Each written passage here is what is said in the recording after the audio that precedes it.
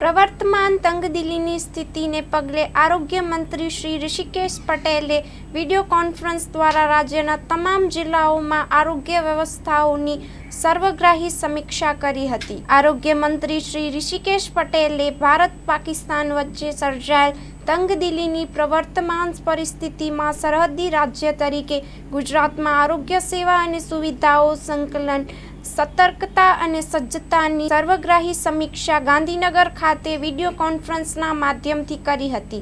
મંત્રીશ્રીએ ગુજરાતમાં પાકિસ્તાન સાથે દરિયાઈ, જમીની અને હવાઈ સીમાથી જોડાયેલ સરહદી જિલ્લાઓમાં વિશેષ કટોકટી સમયે જરૂરી આરોગ્ય સેવા સુવિધાઓની સમીક્ષા કરી હતી।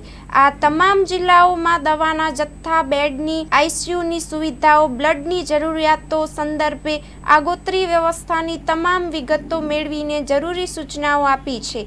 કટોકટીની તમામ પરિસ્થિતિને પહોંચી વળવા આરોગ્ય વિભાગની સજ્જતા અને પૂર્વ તૈયારી સંદર્ભે મંત્રીશ્રીએ વિશેષ માર્ગદર્શન અને સૂચના આપીને તમામ કામગીરી સુનિશ્ચિત કરવા માટે દિશા નિર્દેશન કર્યા છે। ગાંધીનગર ખાતે યોજાયેલા વિડીયો કોન્ફરન્સમાં આરોગ્ય વિભાગના સચિવ શ્રી ધનંજય દ્વિવેદી, કમિશનર શ્રી રતન કંવરજી, આરોગ્ય વિભાગના ઉચ્ચ અધિકારીઓ, જિલ્લા વિકાસ અધિકારીશ્રીઓ, જિલ્લા આરોગ્ય અધિકારીશ્રીઓ ઉપસ્થિત રહ્યા હતા।